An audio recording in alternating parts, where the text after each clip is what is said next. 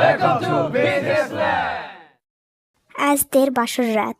ফুলে ভরা বিছানায় এক হাত ঘোমটা দিয়ে চুপচাপ বসে আছে তে। পারিবারিকভাবে বিয়েটা হয় ওর। বিয়েটা নিয়ে খুব এক্সাইটেড তে, কারণ ও কখনো কোনো রিলেশনশিপ করেনি। বিয়ের পরে বরের সাথে চুটিয়ে প্রেম করবে সে আশা নিয়ে এতদিন কাটিয়ে দিয়েছে। ও ভাবছে ওর বর ওকে ভালোবেসে বুকে জড়িয়ে নেবে। তে ওদের আগ্রহ নিয়ে ওর বরের জন্য অপেক্ষা করছে, কিন্তু অনেক রাত হয়ে যাওয়া সত্ত্বেও কারো খোঁজ খবর না দেখে তে একটু বিরক্ত বোধ করলো। আস্তে আস্তে বিছানা ছেড়ে উঠে দাঁড়ালো, আর সাথে সাথে কেউ ধুপ করে রুমে ঢুকে দরজা লক করে দিল। আচমকা এমন ঘটনাতে তে ভয় পেয়ে যায়। কে? আমি। তে বুঝতে পারলো কে এসেছে। ভাবির কথা অনুযায়ী তে জাঙ্কুকের দিকে এগিয়ে যায় সালাম করার জন্য, কিন্তু সালাম করার আগেই জাঙ্কুক এক ধাপ পিছিয়ে যায়। তে অবাক হয়ে যায়। Don't touch me. হোয়াট? আপনাকে আমার কিছু বলার আছে। আমি আপনাকে স্বামীর অধিকার দিতে পারবো না। আমি একজনকে খুব ভালোবাসি, সেও আমাকে ভালোবাসে। একটা মিসআন্ডারস্ট্যান্ডিংয়ের জন্য ও আমায় ছেড়ে চলে গেছে। আমি জানি ও আবার আমার কাছে আসবে। আমি ওর জায়গা কাউকে দিতে পারবো না। ও যতদিন আমার কাছে ফিরে না আসে ততদিন আপনি এই বাড়িতে থাকতে পারেন। ততদিন আপনি বিছানায় আর আমি সোফায় ঘুমাবো, আর এসব কথা আমাদের মধ্যে সীমাবদ্ধ থাকবে। আমি চাই না মা বাবা এসব কথা জানুক। আপনি যে কাউকে ভালোবাসেন সেটা মা বাবাকে বলেননি। আসলে কি, বড় বাড়ির মেয়ে রেখে ওনারা আর অন্য কারোর সাথে ছেলের বিয়ে দিতে চাননি। তো এখন আপনি কি করতে চান? আপনি আপনার মতো আর আমি আমার মতো। ন্যান্সি ফিরে এলে আমি ওকে বিয়ে করব। আপনাকে ডিভোর্স। জাঙ্কুক কথাটা শেষ করতে পারে না, তার আগেই তে ওর ঘোমটাটা খুলে জাঙ্কুকের কলার চেপে ধরে। কি ভাবেন আপনি? আপনি এভাবে সব কথা আমায় বলবেন আর আমি চুপচাপ শুনে আপনার কথা মেনে নিব?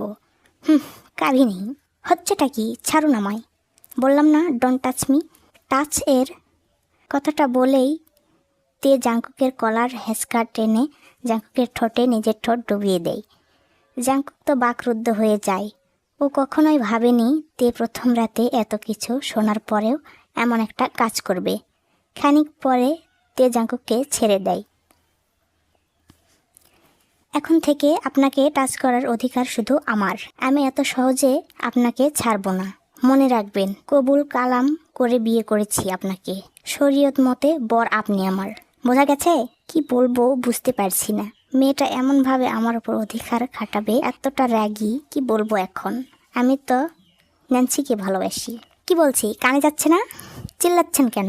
আমার কথা না শুনলে আপনার বাবা মাকে এখন আমি ডেকে নিয়ে আসবো, বলে দিচ্ছি। কেন? মা বাবাকে কেন?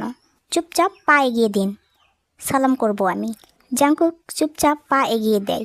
তে মাথায় ঘোমটা দিয়ে জাঙ্কুককে সালাম করে, আর জাঙ্কুক গুটিসুটি পায়ে সোফার কাছে যেতে শুরু করে। কোথায় যাচ্ছেন? ঘুমাতে। চুপচাপ ওয়াশরুমে গিয়ে ফ্রেশ হয়ে অজু করে আসেন, নামাজ পড়বো একসাথে। নয় হ্যাঁ, যান। জাঙ্কুক সুরসুর করে ওয়াশরুমে চলে যায়, আর তে ধূপ করে বিছানায় বসে পড়ে।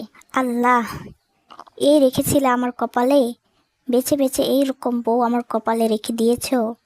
কথায় কথায় ধমক দেয়। যেখানে বকার কথা আমার, সেখানে আমায় সেই একইভাবে বকে যাচ্ছে। আবার আমায় ব্ল্যাকমেইল করে। দাঁড়াও, আমার সাথে এমন করা?